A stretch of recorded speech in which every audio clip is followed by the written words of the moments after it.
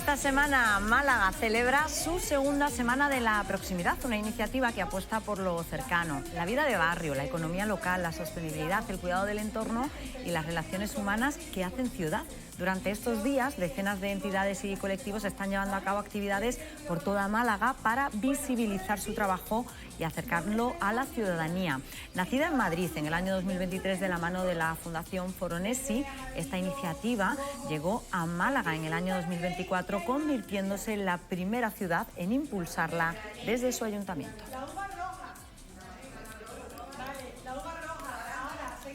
Buenos días, la semana de la proximidad que nos sirve para arrancar en este lunes 20 de octubre, en el que de nuevo abrimos esta ventana a la actualidad malagueña. Lo hacemos además pendientes de la celebración del Día Mundial de Lucha contra el Cáncer de Mama, un asunto que hoy abordaremos en la segunda mesa del programa. De momento vamos a escuchar parte del anuncio que ha colgado la Junta de Andalucía con testimonios de mujeres.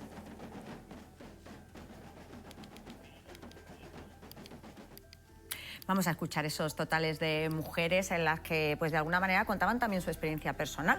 Lo hace la Junta de Andalucía, ya lo saben, después de la crisis del cribado de cáncer de mama. Veíamos además imágenes de la movilización que ayer tuvo lugar en Sevilla. Aquí en Málaga todos los actos se adelantaron al viernes. También pudimos ver la lectura de un manifiesto. Fíjense todo lo que tiene que ver en la lucha contra el cáncer de mama, del que vamos a hablar, pero lo primero que vamos a hacer es saludar a nuestros tertulianos de hoy, lunes. Joaquín Ramírez, Pepe Seguí, bienvenidos los dos, buenos días. Muchas gracias, buenos días. Muy buenos días. Oye, qué lujo teneros aquí, ¿eh? Vaya mesa que hemos puesto este lunes para empezar la semana. Lujo el mío, contigo y con Pepe. Asuntos que completamos, ya saben, con otras historias. Hoy además hablamos, fíjense, del robo. Iba a decir del robo de película, pero más bien del robo de película de risa, que ha tenido lugar en el Louvre. A ver, no sé si habéis podido leer la noticia esta mañana en el periódico. Hemos llamado al Museo Carmen Thyssen un poco para saber las medidas de seguridad que tienen los museos en Málaga y nos dicen, con cierta lógica, que no pueden desvelar las medidas de seguridad porque eso iría en contra justamente de esas medidas de seguridad. Un robo de película, ¿eh? De película, vaya. De película un poco de risa, ¿no? Porque ha sido así como un poco así con la escalera, los operarios. Bueno, se necesita mucha poca vergüenza y mucha osadía, ¿no? Porque ellos han cogido una escalera, han escalado la fachada y, bueno, tenían pinta de limpiar cristales y han acabado limpiando el museo de las joyas de Napoleón. Sí, no, la verdad es que es sorprendente que con tantos controles y con tanto tecnología, y más en el Museo del Louvre, que estamos hablando del Vaticano de la pintura, ¿no? Además del Prado. Pepe, pues, yo te quería preguntar, los edificios, yo entiendo que a la hora de diseñarlos los arquitectos también se tienen en cuenta este tipo de cosas de seguridad, ¿no?, que tienen que tener. Sí, en los edificios como es un museo, ¿no?, o como es un hospital, o como es un edificio público de muchísima gente, por ejemplo, en la Universidad Europea que acabamos de hacer ahora, los sistemas de control son exhaustivos, es decir, resulta difícil entender que un intruso se pueda meter, aunque evidentemente siempre la posibilidad existe, ¿no? Pero estamos hablando del Louvre. Yo me he quedado sorprendido, ¿no? Pues así andamos todos, sorprendidos por ese robo. Son asuntos de portada que ocupan el arranque de este programa de lunes, en el que les contamos, fíjense, todas estas historias en directo que hoy vienen marcadas por la Semana de la Proximidad. El Ayuntamiento organiza diferentes actividades de las que Rocío Carrascal nos va a contar todos los detalles. Junto a esto, la nueva sala de estudio municipal que hay en la avenida Ingeniero José María Garnica, en la que esta mañana está el alcalde de la ciudad, Francisco de la Torre. Con él está Lara Hernández y nos va a contar todos los detalles. La otra historia del día nos lleva esta mañana hasta el Rectorado, donde Manu García está pendiente de la presentación de la 35 edición de Fancine, el Festival de Cine Fantástico, y en un ratito también nos cuenta detalles. Y también hoy aportada la celebración del Día de Lucha contra el Cáncer de Mama. Se celebró ayer, 19 de octubre, y ocupa también parte de la portada de este lunes 20 de octubre.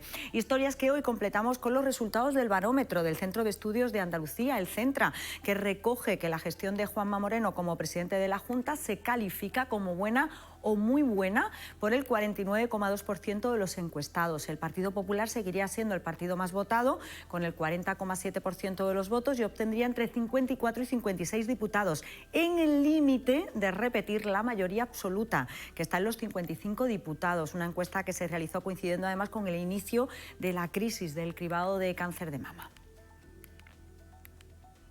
Por cierto, que el Partido Socialista sería la segunda fuerza más votada en Andalucía y recuperando en intención de voto, y Vox se situaría como la tercera fuerza con el 15,9%, una estimación que diría que conseguiría entre 16 y 18 diputados andaluces. Hoy además vamos a hablar de esto con Antonio Sevilla, que es el presidente de Vox en Málaga, es también parlamentario andaluz, y con él vamos a hablar de este asunto, pero también de todos los asuntos de ciudad.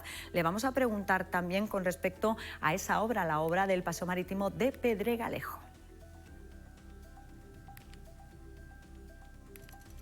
Asuntos de ciudad que completamos esta mañana hablando de política. Lo haremos después de la comparecencia de Koldo García la semana pasada en el Tribunal Supremo, tras no declarar y coincidiendo con las palabras del juez Leopoldo Puente, que hablaba de estupor ante la situación de que Ábalos siguiera siendo diputado. De todo ello hablamos esta mañana con el catedrático de Ciencias Políticas, con Ángel Valencia. Actualidad política, que vamos a completar esta mañana presentándoles también a Antonio González. Se ha convertido en el nuevo secretario general en Málaga de UGT y con él vamos a hablar en un ratito. Le preguntaremos también por asuntos de actualidad como lo relacionado con los autónomos. Por cierto, que el Gobierno parece que ha rectificado. Dice ahora que van a proponer congelar en 2026 las cuotas de los autónomos que ganan menos. De momento lo que vamos a hacer es saludar a Rocío Carrascal, que esta mañana está pendiente de la segunda edición de la Semana de la Proximidad. Buenos días, Rocío. Buenos días, Paula. Buenos días, Málaga. Hablo bajito porque nos hemos colado en uno de esos talleres que tienen lugar hoy aquí, concretamente en el Centro Ciudadano de Calle Lozaina, en la Asociación de Jubilados Campos de Laurel, donde están aprendiendo hoy, por ejemplo, temas que tienen que ver con nutrición. Antes de esto, han hecho gimnasia. Es una de las actividades que forma parte, como decimos, de esta Semana de la Proximidad, una iniciativa donde decenas de entidades organizan eventos para concienciar sobre la importancia de lo local y visibilizar a todas esas organizaciones que trabajan en Málaga por una ciudad más próxima, más sostenible y también más justa. El objetivo, pues sensibilizar a la ciudadanía sobre la importancia de la regeneración urbana, de la vida de barrio, de la economía local y, como hoy, por ejemplo, estamos aquí, la alimentación sostenible. Todo ello con ayuda de estas organizaciones, que tiene lugar multitud de talleres estos días como este en el que estamos aquí.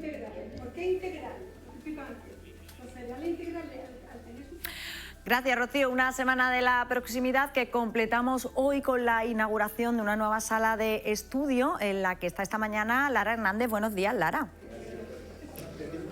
Buenos días, Paula. Los estudiantes malagueños van a contar con este nuevo espacio, una nueva sala de estudio municipal que se ubica en la avenida Ingeniero José María Garnica. Dispone de un centenar de puestos, de ellos son algunos individuales de concentración y además cuenta con cabinas insonorizadas para aquellos que necesiten hacer algún tipo de videoconferencia o un curso online. Aquí ha estado presentándolo, aquí ven todavía el alcalde de la ciudad, Francisco de la Torre, junto al concejal del distrito, Carretera de Cádiz, Francisco Pomares, y la concejala de Educación, María Paz Flores. Ya se pone en marcha desde hoy mismo este nuevo espacio que cuenta con una superficie superior a los 450 metros cuadrados. Se trata de la quinta sala de estudio que hay en la ciudad y se incluye, se viene a completar las que ya se encuentran en la Caja Blanca, en la estación de autobuses, en calle Chávez y también en el polo de contenidos digitales.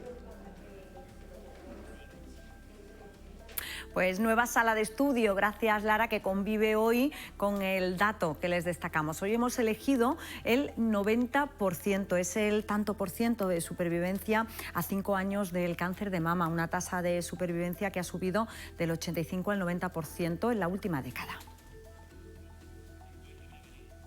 Un asunto al que hoy vamos a dedicar, como les he dicho, nuestro dato y también la mesa de la segunda parte del programa, y por el que hoy les preguntamos a ustedes, en este caso centrado en la investigación. ¿Destinamos suficientes recursos a la investigación para el cáncer de mama? Escuchen.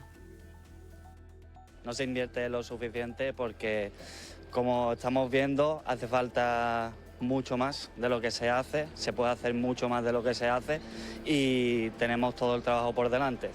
Pues no lo creo. Yo no lo creo. Deben de más todavía. No sé, no hay tanto dinero como para esto. El dinero no se sabe dónde va, la verdad.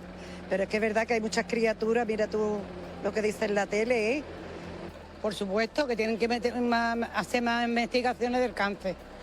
Hombre, yo creo que se debería invertir un poquillo más, porque quiera que no es una cosa que es muy importante, que la gente fallece mucho de eso y yo creo que se debe invertir más lo suficiente, investigar un poquito más y todo un poquito más, la verdad. Bueno, pues de esto hablaremos, como les digo, en la segunda parte del programa, en torno a la 1:10 de la tarde. Nos vamos ahora a la imagen en directo que tenemos, la están viendo con el rector de la Universidad de Málaga, que acaba de terminar su intervención, porque a esta hora se están presentando, se están dando a conocer los detalles de la 35 edición de Fancine, el Festival de Cine Fantástico de la Universidad de Málaga. Imagen en directo que nos llega, en este caso, del rectorado. Como siempre, tan certero, querido José Luis. Sí. Bueno, cuando se constituye una alianza... Bueno, pues están presentando los detalles. Hablaba el director del Festival de Cine de Málaga. En cualquier caso, nuestro compañero Manu García está allí, está en esa rueda de prensa y nos va a contar todos los detalles. Si no nos lo cuenta ahora, lo harán nuestros compañeros de informativo, ya lo saben, a las 2 y a las 6 de la tarde. Y hoy nos van a permitir que dediquemos parte también de este arranque a Antonio Banderas, que celebró este fin de semana la boda de su hija Estela y lo hizo además en el monasterio de la Abadía de Retuerta. Y así atendía Antonio a la prensa que esperaba en la puerta. Mire. Nada, no, mi hija encantada, como toda la familia y los amigos que han llegado de Estados Unidos y los que han llegado también de Málaga, y nada, ha sido muy bonito, muy emocionante y estamos muy contentos. Hubo lagrimilla, Antonio. Claro, sí, ha habido lagrimilla porque ellos se conocen desde que tenían 4 añitos. El momento ha sido una relación, es una relación muy larga, en el fondo, una relación de 25 años. Bueno, que están sacando champán y todo, pero sí, bueno, Antonio, muchas gracias. Antonio, para que brindemos. ¿Más emotivo que habéis vivido en la ceremonia? No, pues lo típico de siempre, el si quiero y después pues los anillos, en fin, lo típico de todo. Por favor, dinos si es verdad que vamos a escuchar a Chris Martin desde aquí cantar. No es verdad. No es verdad. No está aquí, no está aquí. Han venido los hermanos, y Dakota está y... Esperábamos escuchar cantar Viva la Vida. Sí, no. Lo cantamos nosotros, no va a ocurrir. ¿Cómo está Melanie? ¿Cómo está? ¿Estaba nerviosa? ¿Cómo ha ido toda la ceremonia? No ha habido nervios. Bueno, Antonio Banderas es maravilloso y fíjense cómo atendía a la prensa. Asuntos que forman parte de la actualidad de esta jornada de lunes y que completamos a esta hora con las portadas de los periódicos locales. Las están viendo aquí a mi espalda, el Diario Sur, el mapa de las precipitaciones en Málaga. Estos son los lugares en los que más llueve. Es la noticia que destacan nuestros compañeros de Diario Sur y que completamos ahora con Málaga Hoy. El mercado de los frutos tropicales se recupera en la Axarquía. La producción de mango apunta a las 35.000 toneladas. Es la foto y el titular de portada del Málaga Hoy. La opinión de Málaga. Málaga se consolida como la cuarta plaza española que más empresas certifica en la ley de startups. Es la imagen del PTA y ese titular que destacan los compañeros de la opinión y el Español de Málaga. En este caso, el Gobierno invierte 42 millones en la autopista de peaje de la Costa del Sol mientras ignora las obras urgentes en Málaga. Es el asunto que destacan nuestros compañeros del Español de Málaga. Portadas que completamos con la previsión del tiempo, que hoy viene marcada por cielos nubosos, con nubes altas, brumas matinales, sobre todo en la comarca de Antequera, temperaturas mínimas con pocos cambios y máximas que suben, excepto en Ronda y Antequera. Nosotros en la capital vamos a oscilar entre una mínima de 18 grados y una máxima de 30. Vientos que soplan variables, flojos, tendiendo a componente oeste, moderados con intervalos fuertes en el litoral y flojos a moderados en el interior. Previsión del tiempo que completamos a esta hora con la circulación por las carreteras de la capital y para ello saludamos a Isabel Mancha, que se encuentra en el Centro Municipal de Control de Tráfico. Isabel, buenos días. Hola, buenos días. ¿Cómo se circula a esta hora por las carreteras de la capital? Bueno, pues no tenemos nada que destacar en cuanto a retenciones. Los niveles son un poquito más altos en las vías todavía de entradas y salidas de Málaga. En la zona centro, avenida de Armengol de la Mota con calle Mármoles, hay un poquito más de tráfico. Y luego recordar que tenemos en Juan 23 sentido norte, ha habido un accidente de daños materiales y el tráfico se hace un poquito más lento por la ocupación del carril derecho. Precaución en la zona. Perfecto, pues muchísimas gracias, Isabel. A vosotros.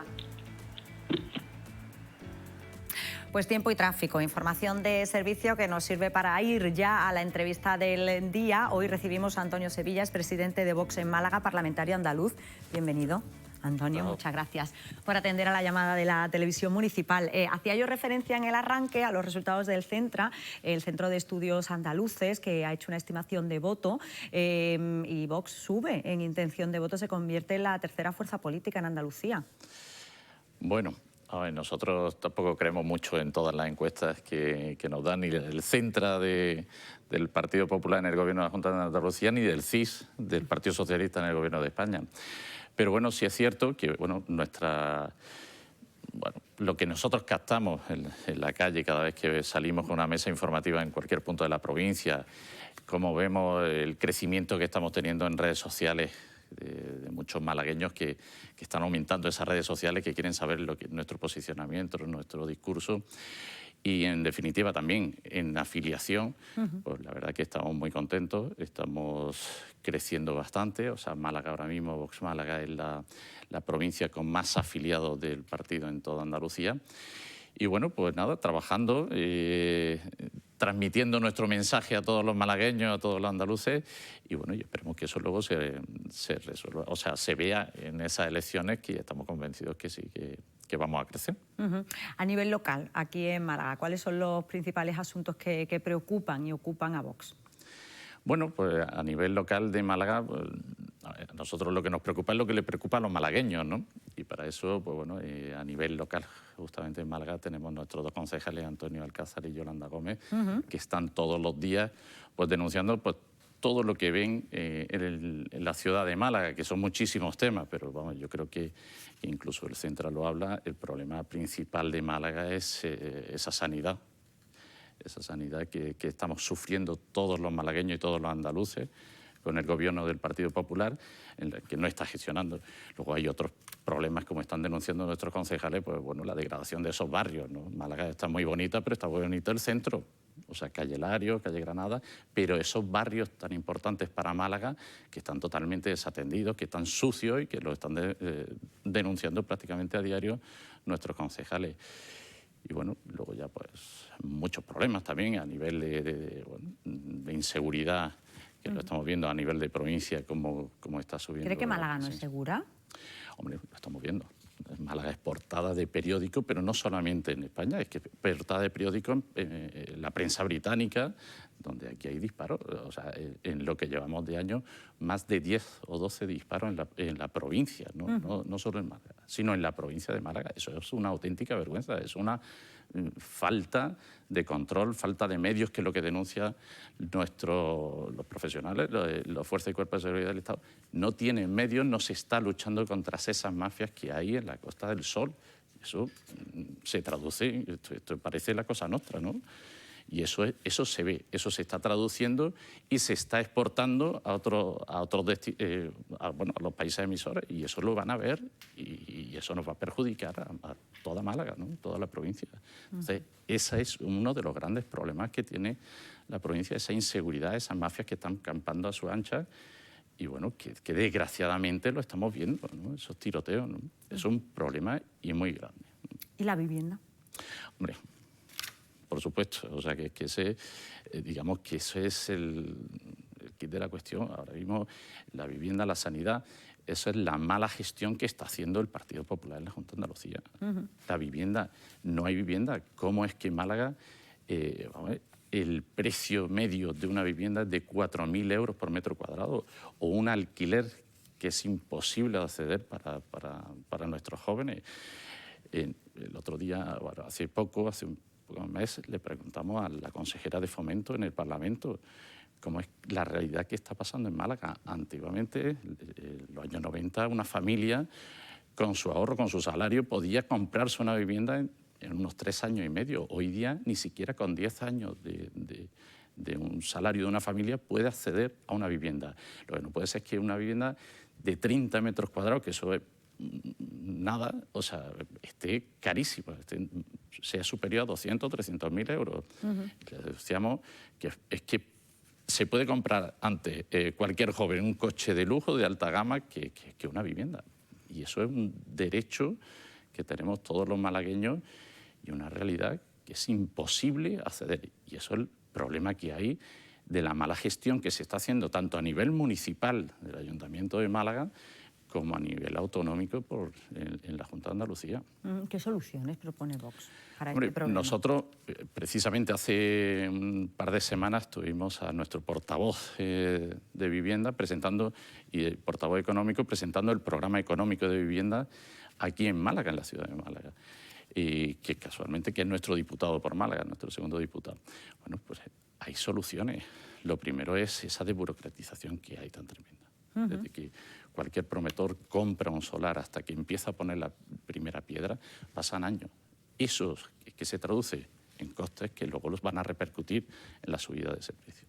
Pero es que luego tienes las distintas administraciones que están financiándose con todos esos impuestos a la vivienda. Y eso es lo que nosotros estamos criticando y hay que abaratar, quitar esa carga fiscal a toda esa vivienda. Lo que no puede ser es que los jóvenes de hoy día no pueden, no ya en Málaga, es que ya ni siquiera en el resto de la provincia, porque está subiendo el precio. Entonces hay que bajar esos costes, bajar el precio y luego otra medida es viviendas de protección oficial para nuestros jóvenes, para colectivos vulnerables.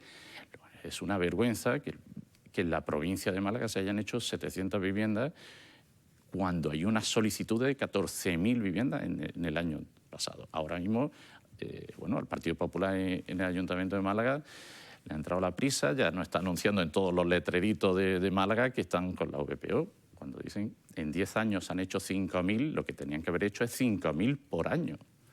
Ahora mismo, pues ese es el gran y el principal problema de todos los malagueños, que el poder acceder a una vivienda y el poder, sobre todo la gente joven, que pueda tener un proyecto de vida en un futuro. La vivienda es un problema, la vivienda además en lo que es el centro de la ciudad cada vez está más cara y todos los malagueños se están yendo a los pueblos cercanos, ¿no? El Rincón de la Victoria en este caso, zona de pues los alrededores, y esto genera también otro problema que es la movilidad. Totalmente. Yo no sé qué opinión tiene Vox respecto a la movilidad. Bueno, nuestros compañeros aquí en Málaga ya lo han pedido varias veces, ¿no? O sea, hay que ampliar ese metro a Málaga Este, hay que solucionar esos problemas de atasco en la A7. No hay inversión por parte de la Junta de Andalucía, ni del Gobierno central tampoco, ¿no? Pero es imposible acceder a Málaga o salir de Málaga en cierta hora, ¿no? Prácticamente imposible. Entonces, pues bueno, hay que dar soluciones también. Se han pedido nuestros compañeros en Málaga, esas estaciones de autobuses. Málaga está creciendo, Málaga es muy importante, una de las principales ciudades a nivel de toda España, pero no se está cometiendo las infraestructuras que necesita en este sentido de movilidad, ni por parte del Ayuntamiento ni por parte de la Junta de Andalucía, que recordemos que está gobernada por el Partido Popular con mayoría absoluta en las dos instituciones, y no plantean, no están pensando en una proyección de futuro que es el deber de los políticos. No que el problema lo tenemos ya, no, es que tenían que haberlo previsto y estar ahora trabajando en una proyección de cara al futuro. Bueno, pues eso es el gran problema, que lo estamos sufriendo y que lo vamos a sufrir porque no ponen solución. Y de momento no se están tomando las medidas necesarias desde su punto de vista. No, ninguna, y lo estamos viendo todos los días. Es imposible, o sea, prácticamente imposible. Y aparte, las medidas que se está tomando por parte del equipo de gobierno del Ayuntamiento de Málaga, justamente lo contrario. Si tiene un problema de movilidad, ahora instaura la zona de bajas emisiones precisamente para frenar esa movilidad. O sea, ahora vas a impedir, como me has dicho, que esa gente joven que no encuentra vivienda aquí, que se vaya a Cártama y tiene un coche viejo, no puede venir a ver a sus padres al centro de Málaga. ¿No está de acuerdo con la zona de bajas emisiones? Por supuesto que no. Es decir, y el equipo de Málaga lo ha recurrido, se ha denunciado ante los tribunales, veremos qué resultado, pero estamos totalmente en contra. ¿Por qué? Porque es una mentira. Es decir, ni el aire de Málaga tiene mala calidad, y lo que tú no puedes es restringir esa movilidad a todos los malagueños, a todo el que venga, y obligarle, obviamente, a que se compre un coche nuevo, a que se compre un coche eléctrico, un coche que no contamine, según ellos. Ya, hay que tener más libertad. Aquí cada uno tiene el coche que quiera, ¿no? Y no puedes cortar el acceso a la ciudad. Como te digo, los hijos de los malagueños que se hayan ido a Cártama o incluso en Torremolinos, que ya está Torremolinos, la zona de bajas emisiones, no pueden ir a ver los padres a los hijos en el Torremolinos, ni los hijos podrán venir a partir de diciembre, ya que empieza a multar el Ayuntamiento de Málaga. Entonces, una vergüenza. Nosotros estamos totalmente en contra de todas estas políticas climáticas que nos vienen pactadas por el Partido Popular y el Partido Socialista en Europa, ¿no? Y que la están implantando en todos los ayuntamientos. A nivel andaluz, hemos vivido la crisis en el cribado, con esos retrasos en los resultados del cribado de cáncer de mama, que ha acabado con la dimisión de la consejera de Sanidad y con el nombramiento de Antonio Sanz. ¿Qué le parece, Antonio Sanz, como nuevo consejero de Sanidad? Bueno, vamos a ver, esto es una vergüenza, pero esto es una prueba más de la gestión del Partido Popular, es decir, de no estar gestionando directamente. Entonces, lo que nosotros hemos pedido no es la dimisión de la consejera, nosotros hemos pedido la dimisión del presidente, de Moreno Bonilla. Creemos que es el máximo responsable y no me vale unas disculpas y una dimisión. Estamos jugando con la vida, con la salud de muchísimas mujeres, y esto es un problema muy serio, y esto es una falta de gestión, que es lo que está demostrando el Partido Popular, tanto en la Junta de Andalucía como en los ayuntamientos. Entonces, que ahora nos ponga Antonio Sanz, la valoración de Antonio Sanz, máximo de los respetos, pero Antonio Sanz es especialista en gestión sanitaria. Entonces, ¿qué es lo que ha hecho Moreno Bonilla? Poner un cortafuego para que el fuego no le llegue a él. Eso es lo único que ha hecho el presidente de la Junta de Andalucía. Hay un problema sanitario que en Málaga lo estamos sufriendo. Es decir, lo que no se puede ser es que para una atención sanitaria de un especialista tenga uno que esperar más de 3 meses, para cualquier operación más de 5 o 6 meses, ahora con este tema de los cribados, pero esto es prueba más de la mala gestión del Partido Popular en la Junta de Andalucía. Y esto ahora que nos pongan un consejero de presidencia, bueno, chico para todo, que lo tiene ahí Moreno Bonilla, que no, con todos los respetos, pero creemos que esto es simplemente por no asumir él la responsabilidad de todo lo que ha pasado. Y no me valen unas disculpas. Estamos hablando de un tema muy serio, y es jugar con la salud de la gente. Entiendo que en el tema de sanidad no le sirve a usted el argumento que a veces lanza el Partido Popular de la herencia recibida después de tantos años de gobierno socialista al frente de la Junta de Andalucía. Eso es lo que siempre le hemos dicho. Habéis recibido una herencia de 37 años de socialismo, pero es que lo único que habéis hecho es mantener esa herencia, gestionar esa herencia, en vez de cortar por lo sano y empezar a cambiar las cosas. El Partido Popular lo único que hace es eso. Eso es lo que hace, gestionar la herencia recibida, ¿no? Si no funcionaba, tendrás que cambiar. No han cambiado nada. Y ahora, pues lo estamos viendo. Pero por desgracia, ya te digo, en otra consejería, si me dices en turismo, pues bueno, puedes pedirle responsabilidades, como pasó aquí precisamente con lo de la Comic Con. No se puede pedir responsabilidades, pero en esto, que es la sanidad, que es lo que más nos importa, es decir, que si tienes a tu madre esperando unos resultados, hombre, eso es lo más sagrado. Y tratar esa gestión así, eso no valen disculpas. Eso vale responsabilidad. Y nosotros, a nivel de la Junta de Andalucía, hemos pedido la dimisión del presidente Moreno como máximo responsable de la sanidad en Andalucía. Estamos ya en precampaña, está Vox ya en precampaña, ya no sé si decir pre o campaña ya directamente electoral de cara a las autonómicas.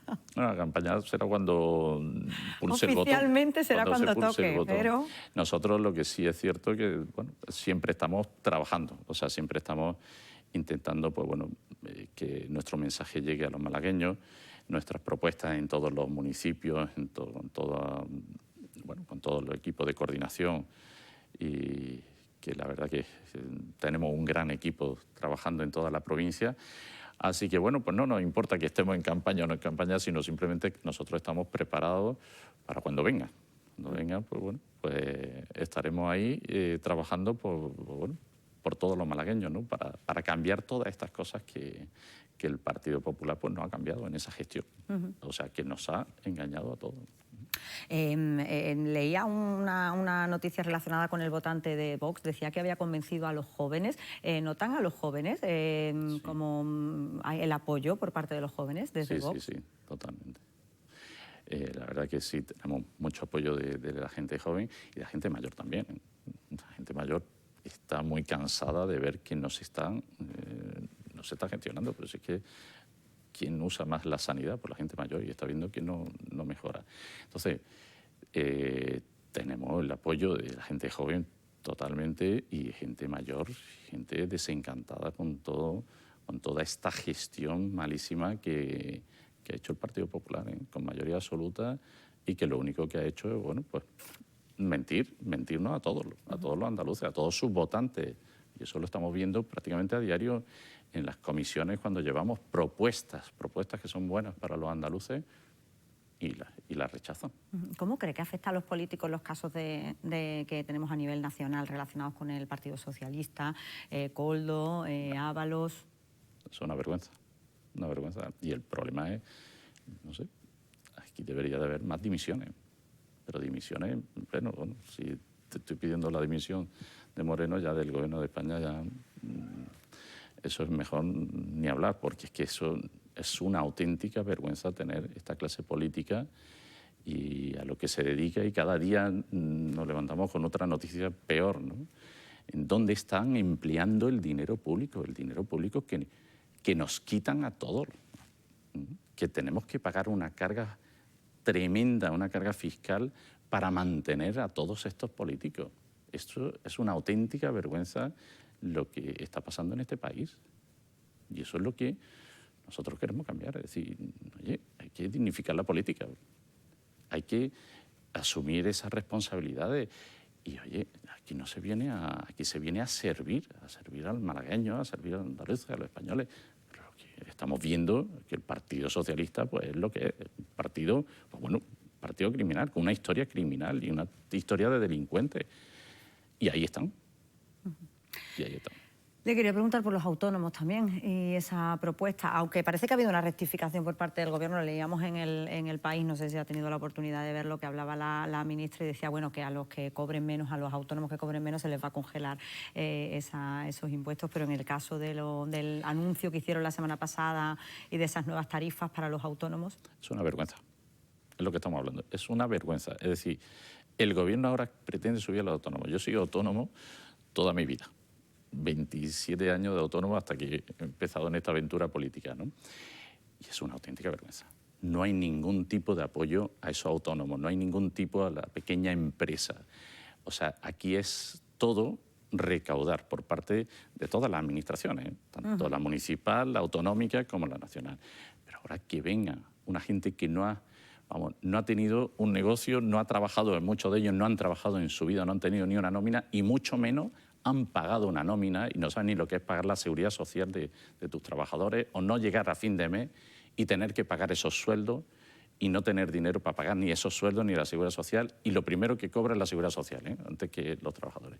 Entonces, una auténtica vergüenza exprimir aún más a los autónomos. Es una auténtica vergüenza que expriman a la pequeña empresa, a los que dan trabajo, a los que crean riqueza en este país.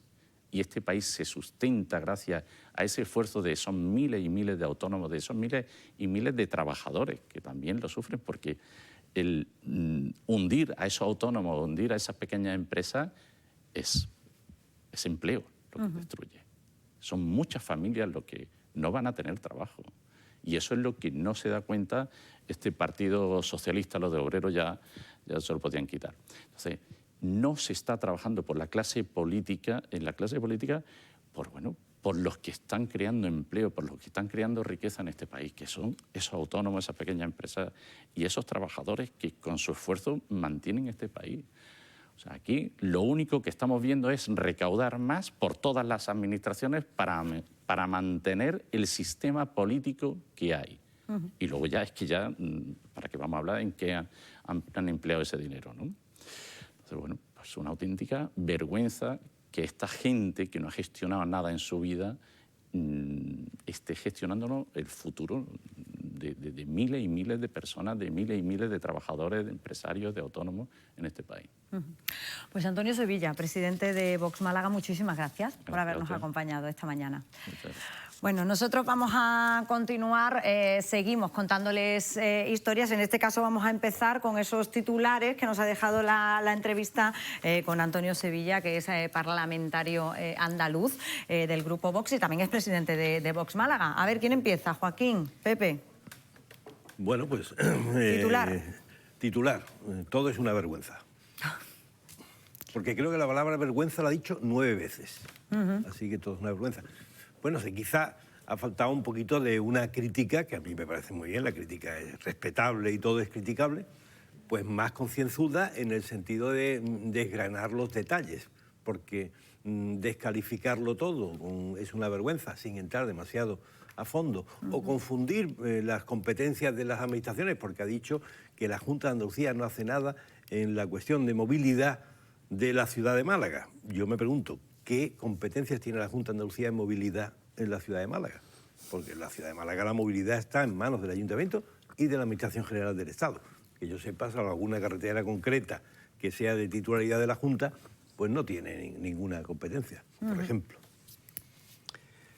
Sí, no sé, no suena bien tanta crispación, ¿no? En general, no suena bien tanta crispación. Las cosas evidentemente no van todo lo bien que uno quisiera, pero tampoco la crispación... Claro, ese mensaje tampoco la crispación nos puede... ¿no? Exactamente, tampoco ese mensaje catastrofista nos puede llevar a una crispación como para entrar en una depresión y tener que pensar que todo se hunde, ¿no? Ni mucho menos.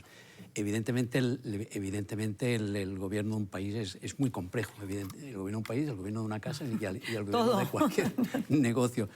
Pero que yo creo que no me gustan, la verdad no me gustan estos discursos catastrofistas. Yo creo que evidentemente, lo comentaba hace unos días, evidentemente el país que tenemos es mucho mejor que el que teníamos antes y el que tendremos en un futuro bastante mejor que el que tenemos ahora. Que evidentemente faltan cosas, pues claro que sí, es evidente, pero que yo creo que esto se hace más positivamente uniendo ideas, planteando alternativas, planteando soluciones. Claro, la crítica constructiva, ¿no? Que es bueno, este es el dicho ¿no? El dicho de la crítica, exactamente, es decir, que si me quieres criticar, dime cómo corrijo. Claro, cómo hacerlo mejor. Pero no me digas que todo no funciona. Pero bueno, tampoco yo me quiero meter mucho en estas lides, porque son temas que tenemos muy poco tiempo y podemos... Pero haría como resumen lo que ha dicho Joaquín. No me gustan los discursos catastrofistas, no me gustan, porque no conducen a otra cosa que a una cacofonía de sonidos que no da una buena melodía, una buena melodía. Entonces me hubiera gustado más ver las cosas que hay mal, que las sabemos, y ver qué posibles soluciones hay. ¿Posibles soluciones? Posible. Cuando digo posibles es que se puedan hacer, que se puedan hacer con lo que tenemos, ¿no? Pero bueno... Bueno, actualidad política muy complicada, la que tenemos en los últimos tiempos. Si le sumas en la descalificación general, pues es más complicada todavía. Porque claro, yo he visto que Antonio Sevilla, al que, en fin, con todo respeto lo digo, cuando ha llegado al final, que ha sido ya criticando pues el caso de Coldo y la sé cuánto y tal, y ha dicho vergüenza, pues vergüenza ya no sonaba tanto. Y ya pues no tenía mucha credibilidad, porque como ya ha empezado desde cero al infinito a ponerlo todo verde, pues ya la verdad es como un estribillo que, bueno, que se olvida uno de la entrevista, ¿no? Y le han faltado propuestas, pues como dice Pepe, bueno, vale, usted critica, propuestas. Pues, no digo que haga 1000 propuestas, porque esto es un programa de televisión, Hay que hacer 3 o 4 propuestas y a lo mejor alguna era atractiva. Sí, por lo menos tener soluciones. Bueno, ha dicho que se bajen los impuestos. Eso está bien. Eso sí me ha gustado, ¿eh? La bajada de impuestos siempre gusta, ¿no? En cualquier caso. Les decía yo, situación política complicada en un contexto, ya lo estuvieron viendo la semana pasada, en el que el Tribunal Supremo continúa sin encontrar las piezas clave que permitan cerrar el círculo sobre el llamado caso Koldo, pese a los informes de la UCO, de la Unidad Central Operativa, y meses de investigación. Las preguntas sobre el supuesto dinero oculto, las lechugas, los folios, las chistorras, en fin, que todavía seguimos sin respuesta. No sé si vosotros la tenéis.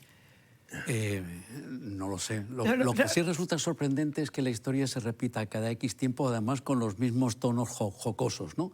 Y eso me preocupa. Es como un acto Volvemos a caer otra vez, pero además, en la misma jocosidad de película cutre, ¿eh? Y entonces esto sí me preocupa más, que no se corrige. Bueno, porque al final, en fin, ni el exministro José Luis Ábalos ni su antiguo colaborador Koldo García han aportado explicaciones sobre el origen de las ganancias de la trama y cómo se habría obtenido a través de presuntas mordidas en contratos públicos. Se han acogido a su derecho de no declarar ante el juez Leopoldo Puente, que además mostraba su estupor, y aquí sí que quiero hacer una parada ante que Ábalos, siga siendo diputado, porque más allá, y es verdad que prácticamente todos los partidos políticos han criticado ¿no?, que los diferentes poderes se metan donde no deberían meterse, sí que creo que esa declaración del juez sí que representa el sentimiento que tenemos muchos españoles, ¿no?, de estar viendo al final a nuestros políticos un poco a las personas que nos representan, ¿no? Al final nos representan a todos los españoles. Joaquín, yo no sé. Mira, un diputado nacional está elegido en las urnas y entonces no es tan fácil suprimir al diputado de un plumazo. Lo puede suprimir en una sentencia judicial, y el Congreso tiene competencias para poderlo suspender. Bueno, pero Ábalos no puede, él no puede dimitir.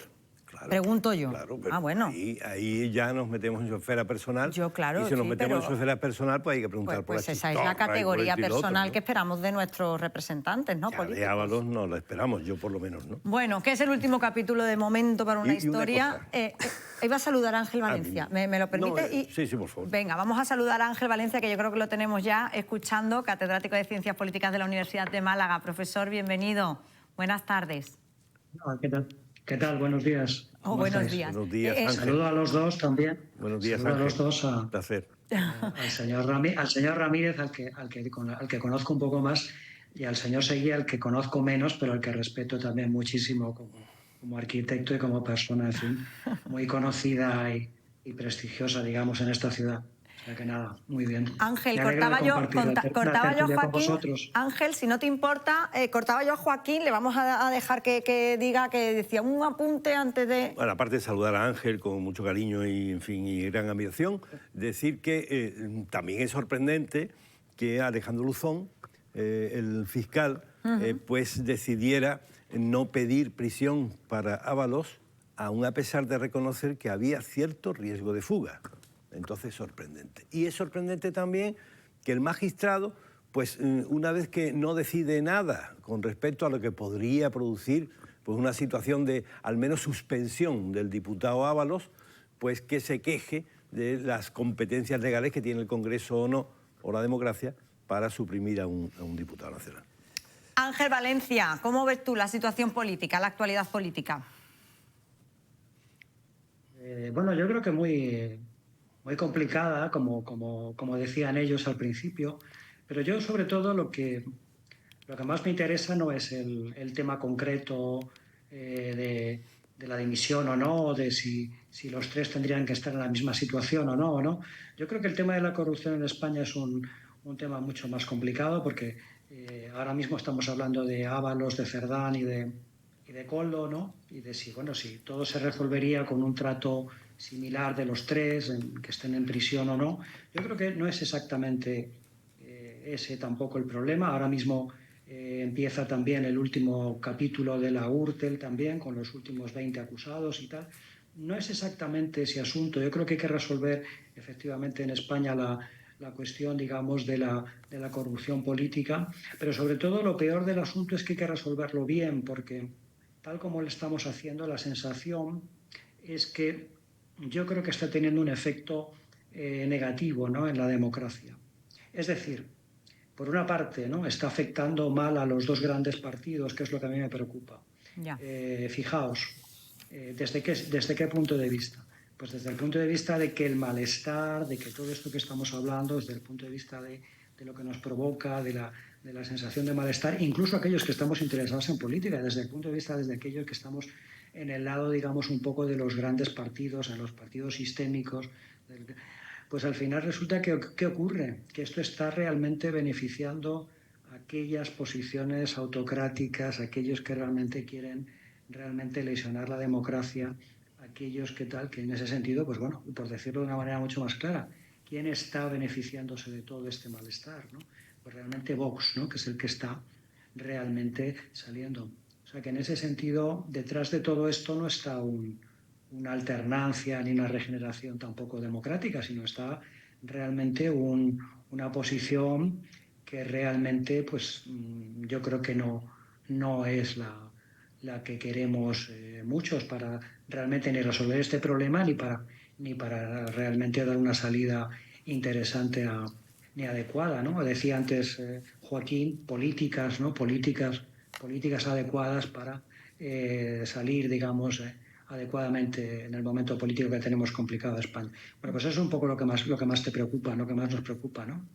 Claro, hablas tú, realmente... Ángel, perdona, hablas tú de solucionar la corrupción de los partidos políticos, pero esto tiene solución, quiero decir, porque de momento no vemos que tenga mucha solución. Bueno, de momento lo que más se ve es, yo creo, que un uso por ambas partes de la corrupción, sobre todo para intentar, en cualquier caso, pues eso, ¿no?, el desgaste político y en uno y otro caso. Es decir, hay una especie, yo creo que de ejercicio, bajo mi punto de vista, pues eso, ¿no?, de por una parte parar el golpe para evitar, digamos, el profundo desgaste político, en este caso del gobierno, y luego al mismo tiempo, pues bueno, si se produce en el otro caso, pues también una especie de intento de ver que las cosas están más o menos por el estilo, en un sitio y en otro. Pero lo que ha faltado en esta etapa política de estos últimos 10 años es precisamente un intento, yo creo que de establecer medidas serias de ataque a lo que sería, pues eso, ¿no?, el tema de la corrupción. Yo creo que cuando acabe esto, cuando acaben los grandes procesos, digamos, de la corrupción que tenemos, probablemente será el momento en que habrá tiene que haber una especie de consenso, ¿no?, entre las fuerzas políticas españolas para realmente hacer unas medidas serias que acaben, digamos, un poco con esto. Que eviten volver a vernos otra vez en un caso de corrupción de estas características, claro, que es lo que... Tiene que haber un momento de tranquilidad, en este momento de agitación que tenemos, tanto porque hay lucha por el poder, ¿no?, como por la tensión política tan horrible que hay con respecto a casi todo. Yo creo que es muy difícil consensuar casi nada. Entonces, me da la sensación que hay tan poca serenidad que realmente es muy difícil hablar de casi nada, ¿no? O sea, y acordar casi nada. Ese yo creo que es uno de los problemas que tenemos, ¿no? Ahora mismo, entre otros, Pepe. Entre otros. Entre otros posibles, sí. Lo digo para no hablar más tiempo, no. Entre otros muchos problemas, dices. Bueno, entre otros problemas y situaciones que tenemos, sí, claro, a día de hoy, en la actualidad. Sí, por supuesto. No, yo creo que se ha planteado bien, ¿no?, en estos momentos de que evidentemente el punto final de esta situación tan crispada, en donde es difícil meter un razonamiento tranquilo y sosegado, como tú decías, hacer una crítica constructiva de alternativas o que salieran alternativas. Yo creo que evidentemente tiene que liquidarse esta situación para que a partir de ahí surja un estado de mucha más tranquilidad. Y yo creo que con la crispación que hay en estos momentos, tanto por un lado como por otro, es imposible ligar un discurso mínimamente coherente. Porque continuamente cualquier discurso que uno escucha en televisión o en los debates de radio y tal, siempre es lo mismo, el tú más, ¿no? El tú más, es decir, no se sale del problema. Si te acuso eso, el tú más, pero nadie dice... Nadie da soluciones a nada. Nadie o sea, dice, eso, vale, ¿no? Pero tú lo has hecho peor. Como se ha dicho ahora, ¿no? Vale, lleguemos hasta aquí, reconozcamos el fallo del sistema nos hemos y veamos... equivocado y a partir de aquí vamos a ver cómo lo solucionamos, ¿no? Exactamente. Esto es lo que a uno lo deja bastante intranquilo. Joaquín, como político, a ver, tú que has sido político en activo, cuando pasan casos como este en tu propio partido, que también los hemos tenido, ¿cómo se viven? Se vive muy mal, se pasa muy mal. Y yo creo que esto de la corrupción, en primer lugar, habrá que decir que el pícaro en España es una figura no literaria, sino que es una figura real. Que el Lazarillo de Tormes hay que estudiarlo siempre, ¿no? O Riconete y Cortadillo. Pero también hay que decir que, igual que han robado en el Louvre, pues la corrupción ha vuelto y siempre vuelve. Entonces tendremos que tomar medidas y, como dice Ángel, muy sabiamente, hay que esperar un periodo de tranquilidad y que el consenso nos lleve pues, a determinadas decisiones. Porque igual que hemos visto que la Constitución, que es una Constitución que, en fin, que la mayoría pues avalamos, apoyamos y adoramos, cuando dice que es obligatorio presentar el presupuesto, pero no dice qué pasa si no se presenta. Pues ahí hay una falla, que diría un sudamericano, ¿no? Si tú tienes alguna esperanza en que haya presupuesto, yo me estoy refiriendo a un hecho concreto de falta de previsión en algunas cosas porque no somos perfectos. Pues está claro que en la corrupción también tenemos unas faltas de previsión grandes. Pero ¿y los partidos, los grandes partidos, que estamos hablando del Partido Socialista, en el caso del Partido Popular, no tienen sistemas para evitar que este tipo de gente robe? Digo yo, me pregunto. Son insuficientes, a la vista está. Tiene sistemas que no dan la talla. Lo que ha dicho Ángel también tiene razón, de que algo ha pasado, porque estos años de la transición democrática, que han sido realmente, a la cual pertenezco por edad y por generación, y que realmente han sido... Yo creo que tendrá que pasar mucho tiempo para ser estudiado profundamente, porque yo creo que ha sido uno de los hechos históricos más importantes que han habido en la historia de este país, el periodo de la transición democrática. A uno le da mucha pena que esto derive por estos derroteros y que en estos momentos no haya esa tranquilidad para, como ha dicho Ángel, para poder analizar las cosas. Es imposible hoy en día meterte en una discusión porque es que es imposible porque cualquier cuestión que contradiga te acaban acusando de lo contrario. Claro, no se puede. Entonces yo creo que esa crispación que estamos viviendo y que hemos visto y que antes te he dicho que no me gusta la crispación, es porque la crispación lo que hace es que se produzcan muchos ruidos. Y con muchos ruidos es imposible construir, es imposible. Es como pasa en la política, pero pasa también en la medicina y pasa en la arquitectura. Cuando hay mucho ruido y cuando hay muchos gustos y cuando hay una confusión enorme y cuando los discursos son vacíos, interesados y cuando capa sobre capa se va poniendo para esconder la otra y cuando te hacen trampas, dice, mire usted, es que no puedo reflexionar sobre la belleza de esta profesión. Y yo creo que, yo aquí abogo también lo que decía Joaquín y Ángel, que posiblemente, y es más una esperanza ilusionante que otra cosa, posiblemente esto se tenga que dar en un momento dado, un punto final y arrancar de nuevo y recoger el hilo en aquel hilo que se dejó, que fue magnífico, el hilo de la transición. Esos años 80, 90, que yo creo que han sido el quid de la cuestión de este país. Claro que las cosas hay que mejorarlas, pero este país no era lo que era antes, es decir, se ha adelantado muchísimo. No se puede ir esto abajo por cuatro sinvergüenzas. La política tiene su dignidad, igual que la profesión tiene su dignidad.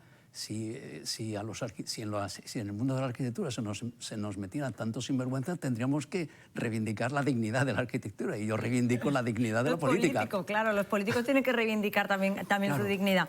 Ángel, se me acaba el tiempo, pero yo quería preguntarte también por los resultados del Centra. No sé si has podido echar un ojo a la encuesta que hace el Centro de Estudios de Andalucía. Dice que el Partido Popular volvería a ganar las elecciones. Es verdad que parece que baja un poquito y está ahí la mayoría absoluta al límite, sube el Partido Socialista, que empieza a recuperar votos, y sube también Vox como tercera fuerza política. ¿Qué opinión te merece? Bueno, yo creo que el liderazgo de Juanma Moreno se resiente un poco, probablemente en vista de, bueno, del tiempo que lleva gobernando. No sé si se ha hecho antes de lo del tema del cribado, porque no lo he visto con Pues mucha, justo ahí, Ángel, se ha hecho justo, no sé si, cuando estaba empezando. No sé si le ha afectado el tema de la crisis sanitaria, pero bueno, en cualquier caso yo lo tomaría más bien como cuestión, digamos, del desgaste también probablemente del tiempo que lleva gobernando. Y lo que decía, ¿no? Quizás lo más le afecta sin duda esta oleada, digamos, un poco de efectivamente de Vox, ¿no? Que Vox se está convirtiendo ya en un protagonista, yo creo que serio, de la política española, que hay que ver con mucha atención. Que no solo ya es para el PP, digamos, nacional, sino ya el PP en todos los sitios, ¿no? Y también en Andalucía. Juanma Moreno parecía que era un hombre de talante moderado, un líder que efectivamente se perfilaba como alguien, bueno, que estaba un poco, tenía una especificidad con respecto, digamos, a ciertos líderes del Partido Popular, como Ayuso, etcétera, y con una definición, digamos, un poco más clara y distinta que la de Feijóo, y sin embargo, bueno, ya le está afectando también esa oleada, digamos, de Vox, que en ese sentido se convierte como algo que ya empieza a ser algo realmente pues serio, ¿no? Para el liderazgo del Partido Popular, también en Andalucía, ¿no? Bueno, pues habrá que esperar a que haya elecciones. De momento, bueno, son estimaciones. Habrá que esperar, quedan 8 meses, entonces bueno, hay que esperar. Claro, hay que esperar, de momento son estimaciones de voto, así que habrá que esperar. Ángel Valencia, mil gracias por habernos acompañado esta mañana. Nada, muchas gracias a vosotros. Un placer, como siempre. Placer. Bueno, pues la actualidad política que completamos hasta ahora con la actualidad más local, porque nos vamos a ir con Rocío Carrascal, que está pendiente esta mañana de la segunda edición de la Semana de la Proximidad y nos va a contar más detalles. Hola de nuevo, Rocío. Hola de nuevo, Paula. Bueno, pues estamos aquí en la Asociación de Jubilados Campos de Laurel, en calle Lozaina. Está situada además en el Centro Ciudadano, tienen aquí la sede. Nos han abierto sus puertas, nos han dejado venir a su taller. Hemos estado con ellos. Han estado, bueno, pues aprendiendo sobre todo temas de nutrición y luego también han estado bailando y haciendo su gimnasia, que además es lo que hacen habitualmente. Este taller en concreto de nutrición, bueno, pues forma parte de la Semana de la Proximidad, como bien dices. ¿Y quién se encarga de esta semana? Bueno, pues la concejala Mar Torres. ¿Qué tal, Mar? Buenos días. Muy buenos días. Pues yo encantadísima de haber podido además disfrutar un ratito de esta actividad que están realizando hoy en Cruz de Humilladero, aunque sé que en todos los distritos se están haciendo actividades en la Semana de la Proximidad, así que nadie se la puede perder. ¿Cómo surgió la idea? Porque además es el segundo año que se realiza. ¿Cómo surgió la idea de traer la Semana de la Proximidad a Málaga? Bueno, realmente fueron conversaciones que tuvimos con la Fundación Foro Nesi. Ellos nos plantearon esta iniciativa que estaba muy alineada con uno de nuestros grandes objetivos, que es la participación ciudadana, fomentar la participación en todos los rinconcitos de la ciudad, y además había un doble objetivo, que era acercar a la ciudadanía todo lo que tenemos local, la importancia que tiene lo que tienes aquí al lado, lo más cercano, y además así hacemos que tengamos una vida más sostenible, con lo cual, bueno, pues fueron un poco de conjunción de esos dos objetivos y poner en marcha la Semana de la Proximidad. El año pasado fue la primera edición y de ahí ya nos quedamos con unas cuantillas de ideas para mejorar la segunda edición, que estamos ahora mismo. ¿Qué novedades ha habido este año? Bueno, este año hemos duplicado lo que es la participación ciudadana, nunca mejor dicho, porque el año pasado, por ejemplo, tuvimos 95 actividades y este año hemos llegado casi a las 200 actividades, ¿no?, en todos los distritos de la ciudad. Y por otro lado también se han sumado muchas entidades. Estamos hablando de que casi 100 entidades entre asociaciones de vecinos, asociaciones sin ánimo de lucro, entidades comerciales, organismos. En total han sido en torno a unas 100, con lo cual eso, bueno, pues nos da el dato de que se ha mejorado mucho la participación ciudadana y sobre todo también que ellos se pueden dar a conocer, pueden explicar a la ciudadanía qué es lo que están haciendo, porque muchas veces lo que nos pasa es eso, que aunque tengamos cerca una asociación, no sabemos exactamente a qué se están dedicando, ¿no? Y esto sirve también pues para eso, para dar a conocer qué es lo que se está haciendo en toda la ciudad de Málaga. El tejido asociativo en la ciudad es muy importante. tiene una importante movilización y además, si no es de la mano de ellos, en realidad hacer la Semana de la Proximidad pues sería imposible. Claro que sí, esto se tiene que hacer con la ayuda y con la colaboración de todos. Esto se hace gracias a ellos, pero también por ellos, ¿no? Con lo cual es verdad que las entidades sin ánimo de lucro, el tejido asociativo de Málaga, que además sabéis que es muy potente, es muy luchador y es muy implicado, pues sin ellos no sería posible, claro que sí. No dejan de hacer ciudad, podemos decir, ¿no? Desde su ámbito de su barrio, de su distrito, del ambiente en el que se mueven, están en muchas ocasiones, bueno, pues proporcionando una ayuda, proporcionando diversión, información y asistencia a un montón de personas. Y muchas veces son incluso hasta el primer lugar a donde llega un vecino o una vecina cuando tiene una necesidad y ya luego se ponen en contacto a veces con nosotros, con las administraciones públicas, ¿no? Que normalmente también es con el ayuntamiento, que sabéis que somos la administración más cercana. Por eso tenemos que estar muy atentos a lo que ellos nos van demandando, lo que nos van sugiriendo, lo que nos van pidiendo, a conocer qué es lo que están haciendo y qué, bueno, pues querrían hacer en un objetivo próximo. Entonces, en ese sentido, tenemos que estar siempre como muy atentos a lo que nos están planteando.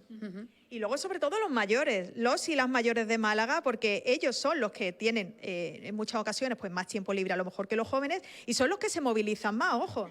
Sí, sí, además los mayores tienen una serie de centros ciudadanos donde realizan actividades los 365 días del año. Tienen el Consejo Sectorial del Mayor, que es un órgano de participación donde también van decidiendo, ¿no? Bueno, pues todo lo que tiene que aportar y para dónde tienen que ir trabajando las personas mayores. Luego tienen una serie de momentos al año que, bueno, que eso ya son tradiciones, como la Semana del Mayor, es decir, que no le falta un detalle y en ese sentido también, bueno, nos sentimos muy orgullosos de haber podido, bueno, fomentar esa participación de las personas mayores, que nadie se quede atrás, ningún mayor solo en soledad no deseada, que tengan todos posibilidad de realizar actividades fomentando la vida saludable, bueno, fomentar todo lo que conlleve, bueno, pues tener una actividad, ¿no? Bueno, y me gustaría preguntarle, Lore, acompáñame si no te importa, porque tenemos aquí a Caro García. Caro García es la profesora, en este caso, de este taller. ¿Qué tal, Caro? Muy buenos días. Buenos días. Bueno, ¿en qué ha consistido ese taller? Cuéntanos, ¿qué es lo que han aprendido todos los asistentes hoy? Pues he intentado comunicarles, extenderles lo que es la nutrición a partir de los 60 años en adelante, la importancia de que sea una nutrición poderosa, saciante, que sea nutritiva, que hagan platos facilitos, que no se compliquen la vida y basado en los pilares fundamentales, que es que en estas edades pues, se necesita mucho calcio, vitamina D. Aquí en Málaga somos muy afortunados con el solecito, buenas proteínas, tenemos buenos pescados, buenas carnes, buena verdura de hoja verde, frutos secos. En fin, grasa saludable, muy importante para tener una salud cardiovascular y cerebral. Y han participado muy bien, o sea, he visto mucho interés, he visto que se interesan realmente por alimentarse bien, porque en estas edades se pueden cambiar ciertos hábitos, no cambios bruscos, sino cambios que son pequeños pero significativos, ¿no? Para tener una buena salud y para que estén así de bien hasta los 100 años, por lo menos, mínimo. Sí, sí, porque además son muy activos, vienen aquí a gimnasia y son un complemento más. Hacemos gimnasia de mantenimiento con diferentes materiales, hacemos un poquito de baile también para coordinar, para trabajar memoria y atención y sobre todo porque a mí el baile es muy importante. Ahora los últimos avances en neurociencia han dicho que el baile es fantástico para crear nuevas conexiones neuronales, para que el cerebro no envejezca y para que estén contentos, liberen endorfinas, serotonina y estén felices, es lo que queremos.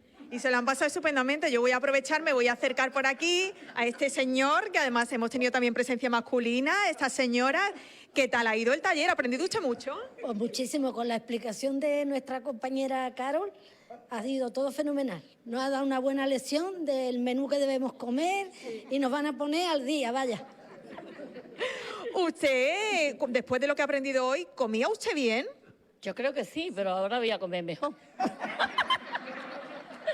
Pues muchísimas gracias a todas por... Ay, sí, me dice... ¿qué edad tiene usted? Me está diciendo, Caro, yo voy a ser indiscreta. ¿Qué edad tiene usted? Olía, ¿tengo que decirlo? Claro, venga. Pues tengo 81 para cumplir 82. Pero bueno, está usted estupenda. Muy bien. Pues ya lo saben, anímense si nos están viendo desde casa para estar tan estupendos como estas vecinas de Calle Lozaina, estas vecinas de toda la zona de Ortega y Gasset, que han venido aquí esta mañana a participar en esta semana de la proximidad, han venido a hacer gimnasia, han venido a aprender sobre nutrición y ya se lo digo, no se me ocurre un mejor plan. Atentos a la semana de la proximidad.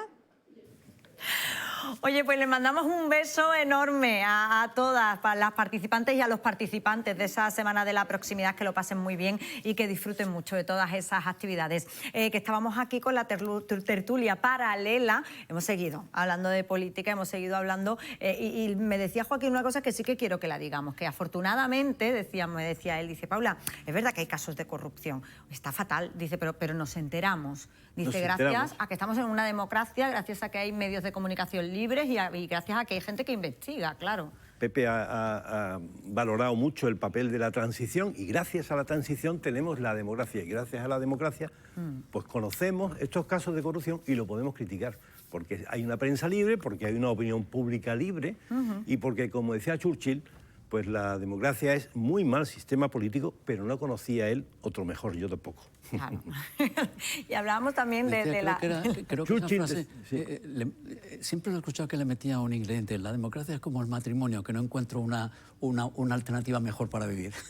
Pues probablemente él era muy irónico, pero empezaba hablando mal de la democracia, pero claro, decía... Y claro, es que es difícil, la perfección nunca llegamos a... Incluso te diría, a pesar de todos estos procesos de corrupción que son periódicos, es evidente que hay mucho dinero que se ha evaporado de una manera, pero sí es verdad que ha habido otro, muchísimo, de una escala muchísimo mayor que se ha aprovechado. Es decir, sí, que se invierte y va donde tiene que ir, tenemos buenas autovías. Evidentemente se han hecho muchísimas cosas en este país. Este país no era el mismo de los años 60. No era el mismo. ¿No? Que evidentemente una parte de ahí... También los políticos no son iguales que los de los años 60. Sí, ahí entraríamos en un tema escabroso. Claro, y es lo que yo he planteado también. Es decir, ¿dónde están realmente los buenos profesionales que antes dedicaban parte de su vida a la política? Eso antes era habitual. Ahora ya parece que hemos creado la figura del político profesional, que solo se dedica a eso. Son fases. Son fases en... Yo creo que son fases periódicas, depende de lo que se necesite. Hay momentos heroicos, momentos que no lo son. Sí, pero yo creo que antes la política era un profesional o una persona inteligente, que en un momento hacía como decíamos, hacía la segunda mili. La segunda mili era voy a dedicarle 4 o 8 años a este país y después me largo a mi casa porque yo puedo seguir comiendo de mi negocio. Porque yo no vivo de esto. Exactamente. Yo tengo mi profesión. Y ahora el problema es que los políticos se hacen desde muy jóvenes, no salen de los viveros políticos. En cualquier partido político empezamos por los infantiles, por las juventudes y acaban siendo presidentes de gobierno sin tener absolutamente otra cosa. Por lo tanto, ese señor no se puede ir de ahí. Es que los viveros políticos están muy bien, pero no uno tiene que traer a la política a dónde ir. Su experiencia vital. Claro. Tiene que traer a la política lo que ha aprendido enfrentándose al mundo, pidiendo su primer préstamo personal, comprándose su primera casa y, en fin, y trabajando y buscándose la vida. Y después todo eso que has aprendido, que es ese sentido común y esa experiencia, es lo que puedes aportar a una función política. Estamos haciendo referencia al CENTRA también, al Centro de Estudios Andaluces. Yo no sé si estáis de acuerdo con esos resultados que ofrecen o no. Hablaban del Partido Popular, parece que baja un poquito. Es verdad que está rozando la mayoría absoluta, continúa Juanma Moreno, y es verdad que la opinión que tienen los andaluces, por lo menos los encuestados respecto a Juanma Moreno, es muy buena. Yo creo que sí. Pero sí que es verdad que parece que la tendencia, y todavía no estábamos en plena crisis de los cribados, porque el CENTRA y esta encuesta se ha hecho justo coincidiendo con el principio, pero es verdad que bueno, se mantiene, pero parece que está ahí rozando la mayoría absoluta, pero el Partido Socialista sí que ha entrado en un proceso, parece, de crecimiento, y Vox también. Bueno, yo creo que las encuestas son cambiantes, pero está en la línea un poco de lo que se viene leyendo en la media de las encuestas, así que a mí no me ha extrañado. Pero yo sí quiero decir una idea muy personal, y es que esta historia de un Vox que crece inusitadamente, a mí me parece una estrategia de comunicación en la que coinciden. ¿Tú crees que es una estrategia de comunicación y no es real? Que es una psicosis que se quiere crear en la sociedad y que además está secundada por el Partido Socialista, al que también le conviene esa polarización. Y ahí hay ¡uy, los jóvenes! ¡Ah, triplicado cada mes! triplica a los votantes del PSOE y del PP la juventud en favor de Vox. Pero ¿a ti no te parece, Joaquín, que estos partidos populistas son el fracaso de la gobernabilidad oficial? Es decir, ¿no te parece que Vox o Podemos sale cuando el PP o el PSOE fracasan en los procesos de gobierno? Si fracasa, esto surge ante el fracaso de la gobernabilidad. Es decir, que algo de esto hay también. Hay que ser un poco humilde y decir, si esto surge es porque es que me he equivocado en algo. Fíjate, hay una cosa en la que coinciden hay algo que siempre... no funciona, ¿no? Hay algo que no funciona. Hay algo en lo que coinciden siempre Podemos y Vox, y es hablar mal. Ellos llaman el régimen del 78 a esa sagrada o ese sagrado año de la transición del 78, que no saben lo que costó y lo importante que fue, no lo quieren saber.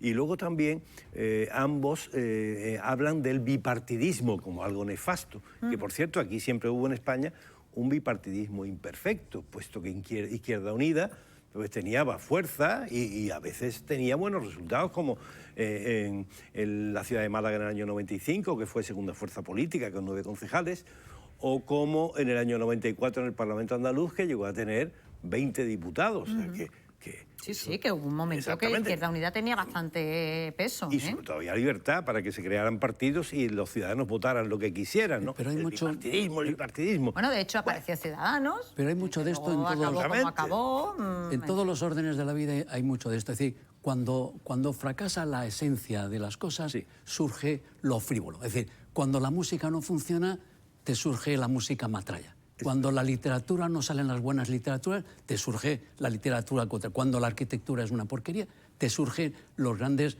descubridores del humo. Y yo creo que en la política no es muy diferente. Cuando fracasa la gobernabilidad oficial no es la palabra, la gobernabilidad clásica, ¿no? Clásica, que no es la de España, es la de Inglaterra, es la de Estados Unidos, que no hay. Hay dos grandes bloques que suma de varias cosas, pero cuando fracasa eso, ¿qué surge?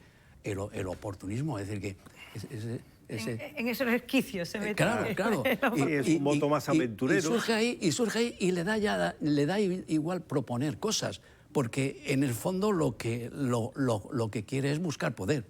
Bueno, vamos a continuar porque fíjense que el sindicalista Antonio González ha sido elegido nuevo secretario general de UGT en Málaga en sustitución de Soledad Ruiz, que tras 4 años en el cargo ha optado por no presentarse a la reelección. La candidatura de González, que ha sido la única que ha concurrido a la elección, ha recibido el respaldo del 65,15%. Esta mañana lo hemos invitado para conocerle un poquito mejor. Bienvenido, buenas tardes, Antonio.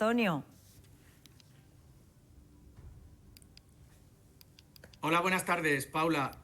Parece que hay algún problema con la conexión, ¿no? Con la cobertura. Me han dicho que tenemos poca cobertura, pero bueno, muy rapidito, Antonio. Lo primero, enhorabuena, ¿estás contento? Sí, Paula, estoy muy contento y asumo esta nueva responsabilidad como una gran ilusión y con un profundo sentido de la responsabilidad. A partir de ahora, Antonio, las principales líneas de trabajo de tu equipo.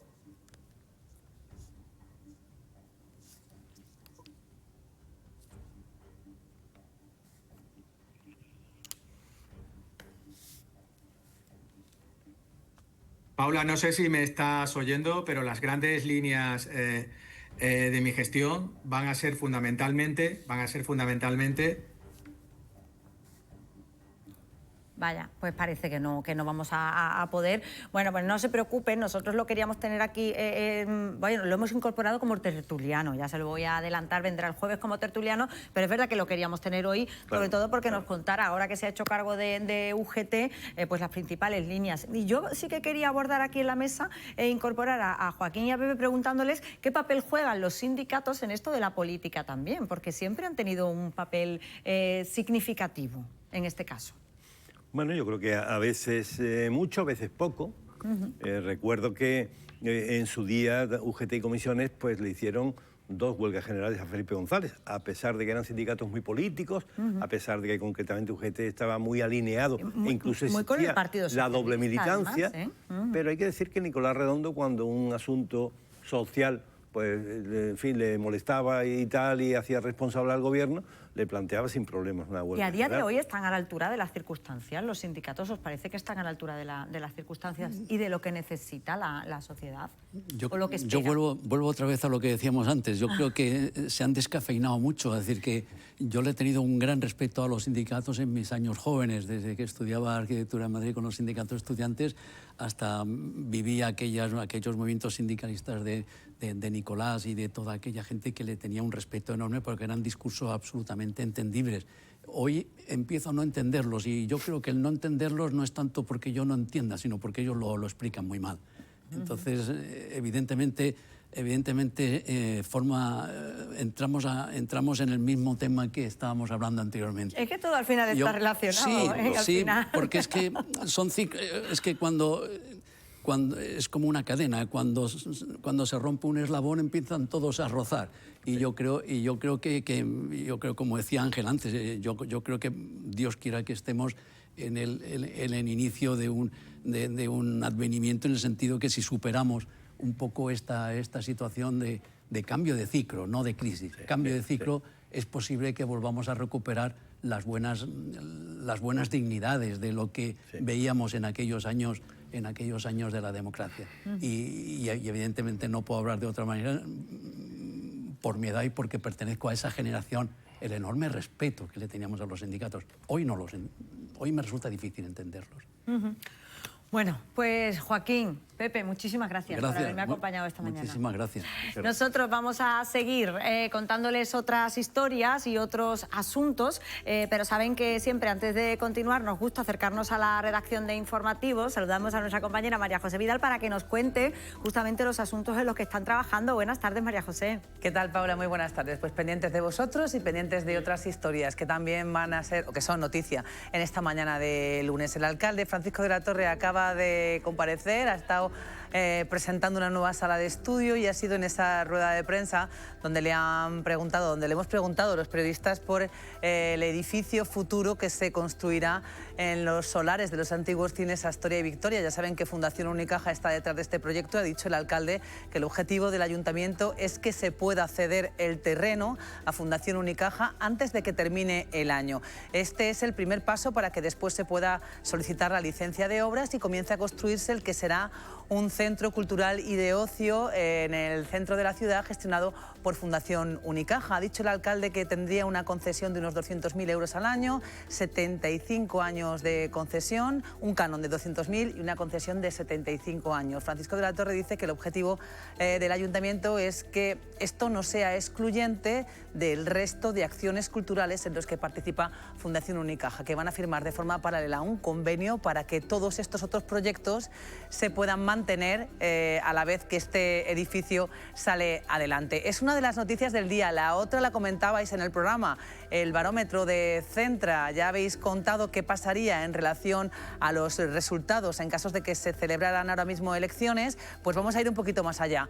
¿Qué es lo que más preocupa a los andaluces? El informe de Centra también ha hecho esta pregunta a los encuestados y aparecen como los principales problemas el paro, la sanidad y el precio de la vivienda. Un asunto que sigue siendo noticia y que sigue siendo protagonista de nuestros informativos, porque hoy les contamos que de cada 100 pisos que salen en alquiler en Málaga, 56 están por encima de los 1.500 euros al mes y que solo hay un 3% de estos pisos que salen al mercado con un valor por debajo de los 700 euros. Y tendremos tiempo también de asomarnos a ver cómo ha quedado en las paredes del antiguo ambigú del cine Albéniz el mural que ha terminado ahora ya sí Ángel Idígoras. Durante el verano estuvimos siguiendo las obras, el proceso de creación de este imponente mural y mañana podemos verlo oficialmente, aunque les vamos a dar un adelanto tanto en la tele como en la radio. Lo que ha pretendido el artista es recrear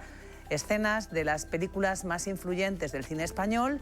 Ha conseguido un mural extraordinario y aunque va a ser la imagen del día oficial mañana, nosotros tenemos la posibilidad de adelantarlo hoy en nuestras noticias.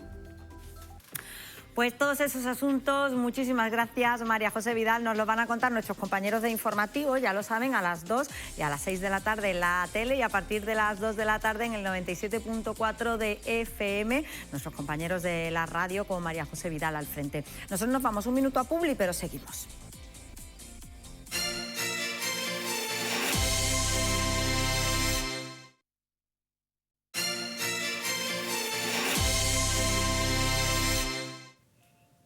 Pues 12:54, seguimos en directo, están viendo Málaga aquí ahora, ya saben que somos el magazín de la televisión municipal de Canal Málaga y queremos dedicar ahora nuestra mesa de la segunda parte al Día Mundial de la Lucha contra el Cáncer de Mama. Se celebró ayer con multitud de actos en toda España y es una jornada con la que buscan concienciar sobre la importancia de la detección precoz. En Málaga, para que se hagan una idea, se diagnostican alrededor de 1.000 casos de cáncer de mama al año. 12.000 malagueñas han padecido la enfermedad en la última década y es la enfermedad oncológica de mayor incidencia en la provincia. Para hablar sobre este asunto tenemos una mesa muy completita y muy de mujeres, que además ya lo comentábamos, y vamos a recibir a Luisa Pedrero, que es psicooncóloga de la Asociación Española contra el Cáncer. Luisa, bienvenida. Muchas gracias.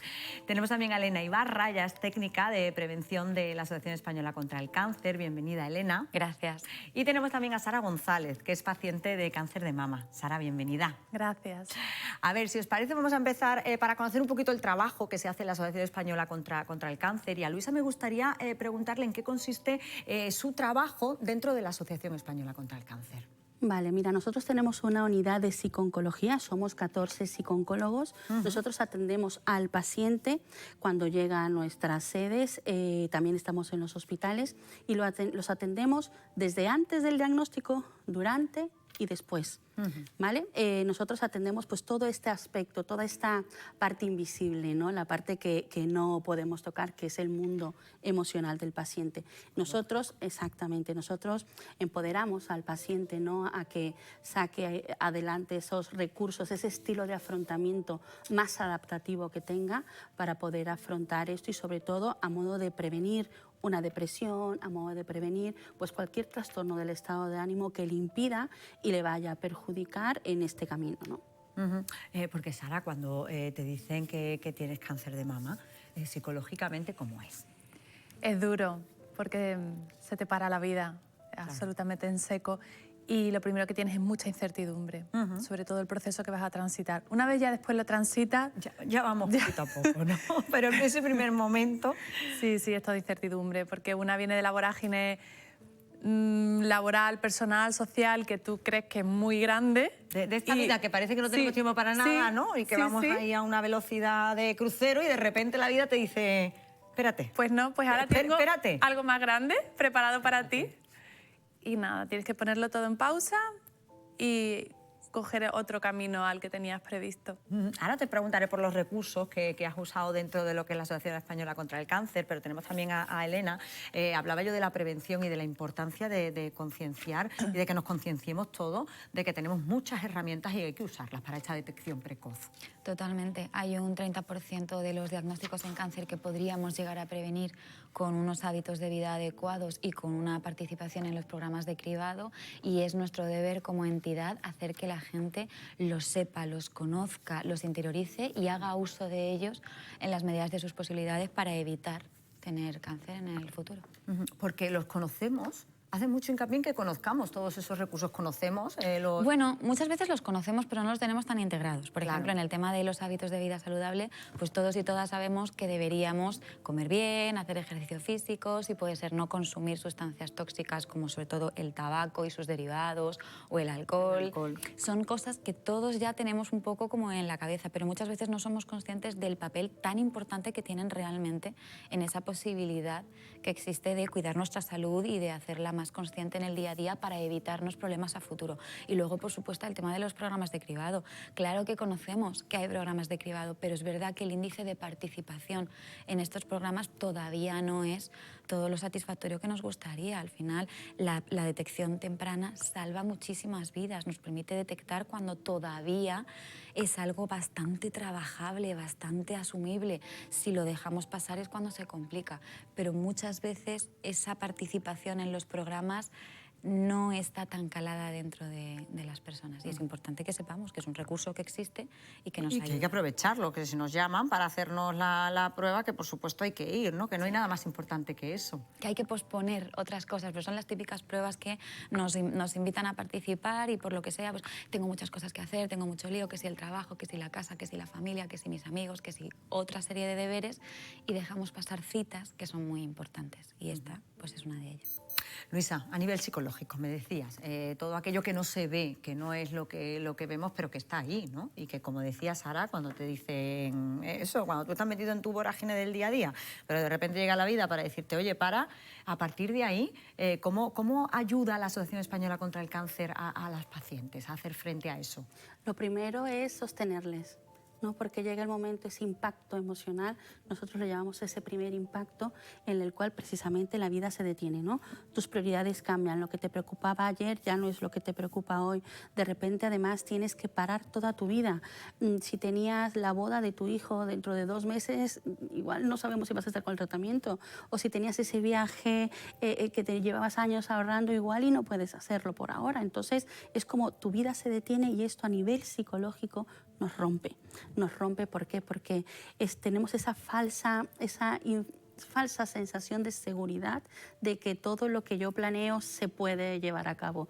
Y la vida, cuando viene, por ejemplo, este tipo de crisis, que las crisis son estos cambios impuestos, nos damos cuenta que no es así, ¿no? Que yo puedo planear, pero hay veces que nos piden curvas, ¿no? Y allí es donde tenemos que sacar a flote, y es lo que hacemos los psicooncólogos, rescatar esas herramientas que puede tener la persona, que igual ya trae de base, pero también entrenarle en generar nuevas estrategias de afrontamiento. Hay muchas técnicas ahora, además todas basadas en las neurociencias, que le ayudan a desarrollar sobre todo y potenciar estilos de pensamientos más constructivos, dinámicas de relación también, con la forma en cómo se relacionan con sus seres queridos de otra manera, aprender a poner límites, aprender a decir que no, con cosas que dice uno, sí que sé hacerlo, pero realmente en la práctica no.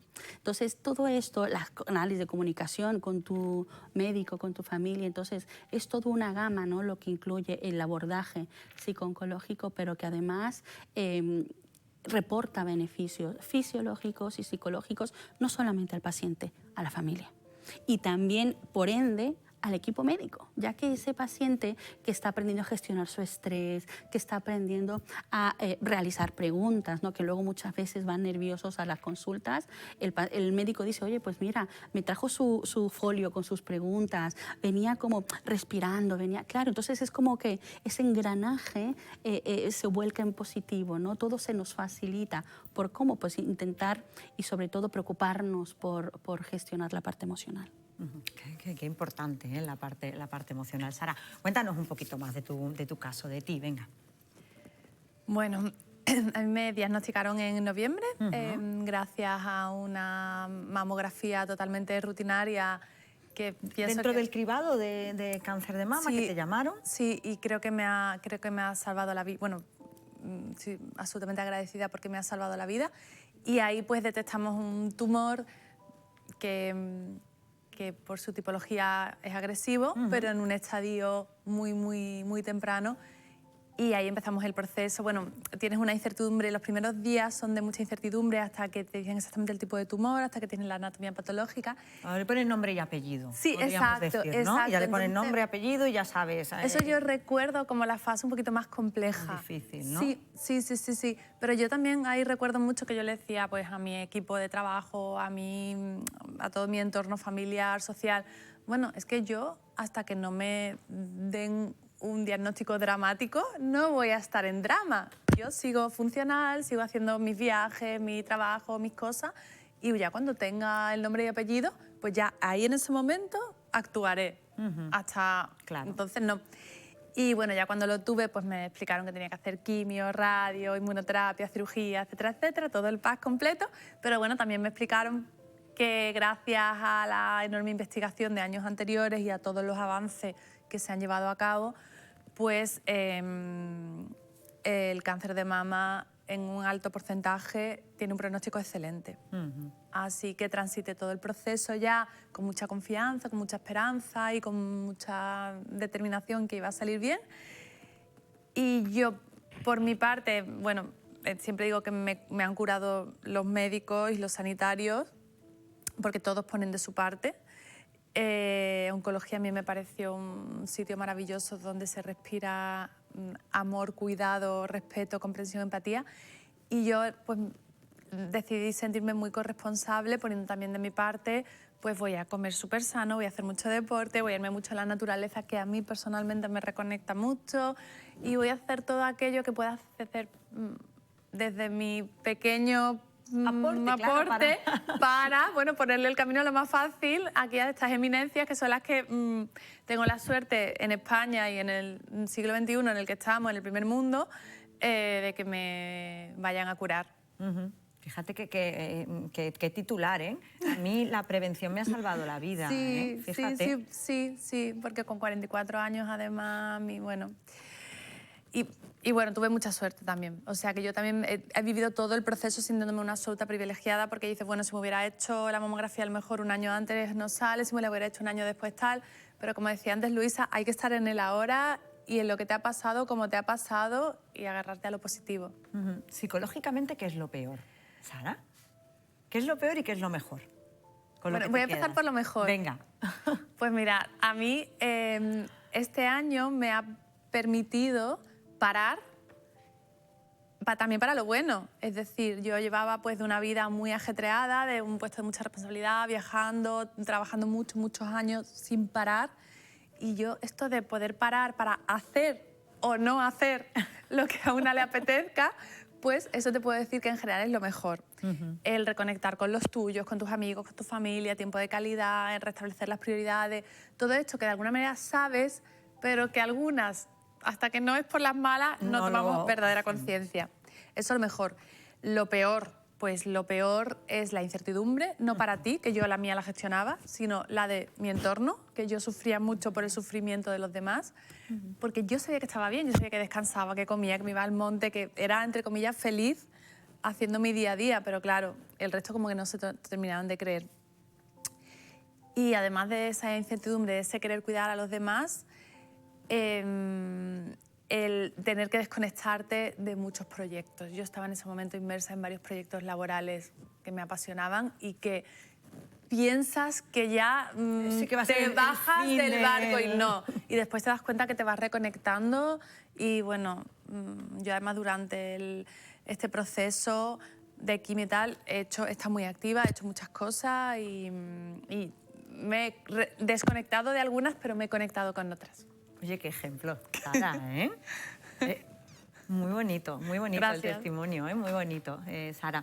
Tenemos que incidir en la prevención, lo hemos dicho, además, Sara en ese sentido ha sido clara, me salvó la vida, ¿no? El detectar el cáncer en ese momento cuando fui a hacerme la mamografía. Es muy importante, Elena, lo decías tú también, el que hagamos hábitos de vida saludables, que muchas veces sabemos, pero que no ponemos en práctica. ¿Y qué más? ¿Qué más podemos hacer?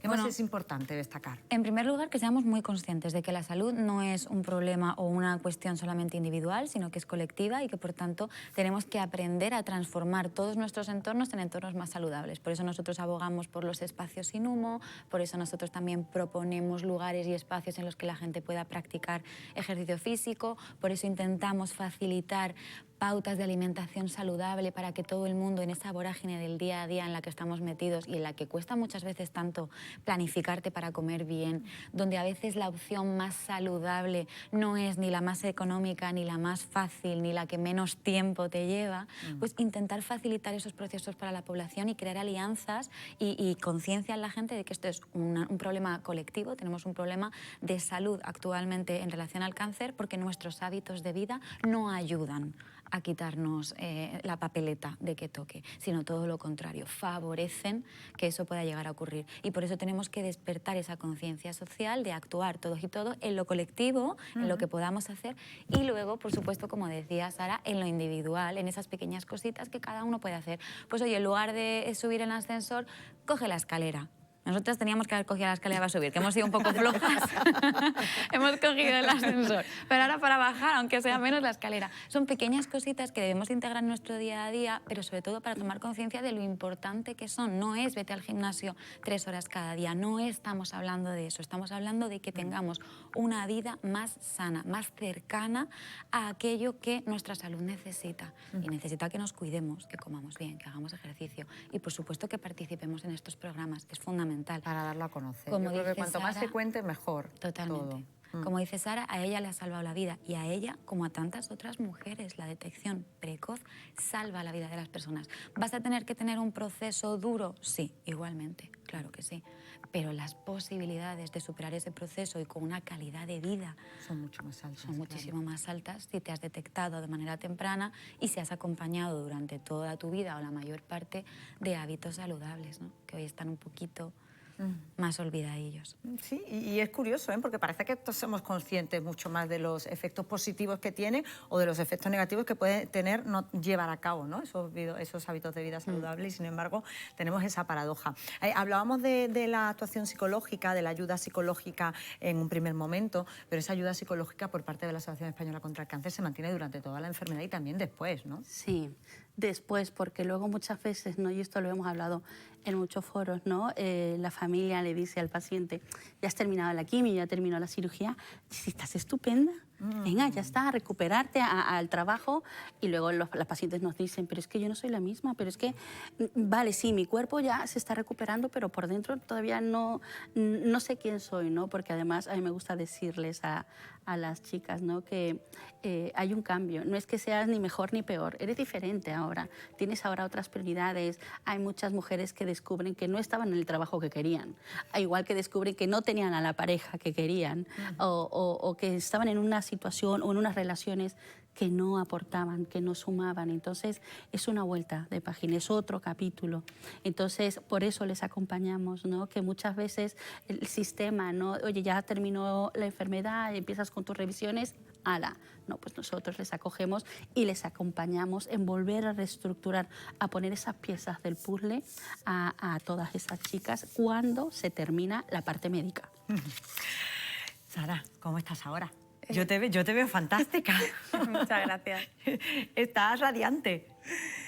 Estoy bien. Vuelvo las próximas semanas ya a trabajo y muy contenta de haber transitado este proceso. Para mí, o sea, yo digo siempre, ojalá no me hubiera pasado, pero ya que me ha pasado me quedo con todo lo positivo y todo el aprendizaje que ha tenido para mí. Y estoy muy bien y estoy contenta.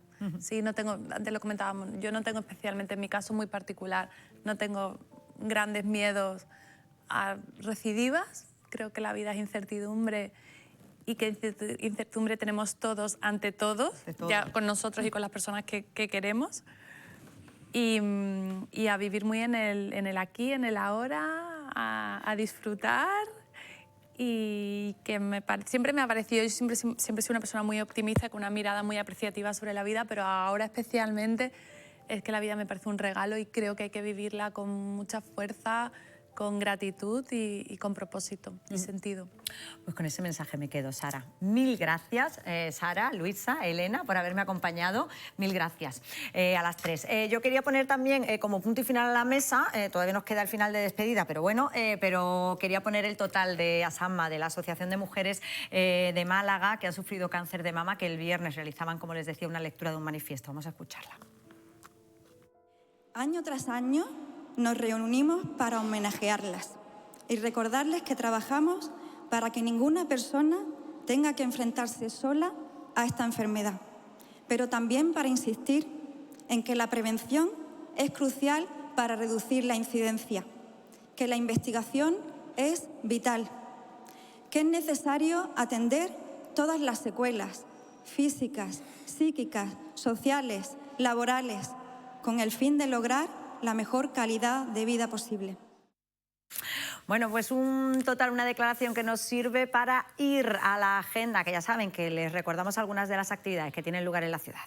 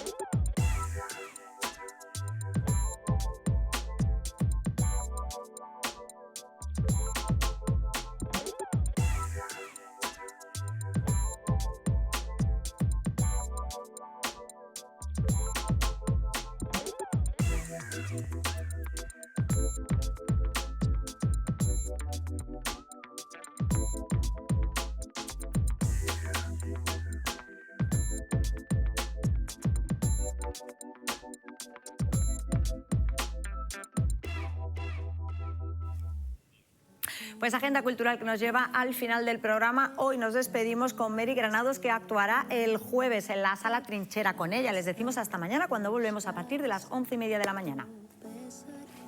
Con la misma piedra, siempre que te veo retrocedo 5 casilleros. A pesar que ya lo sé, te dejaré otra puerta abierta. Te has quedado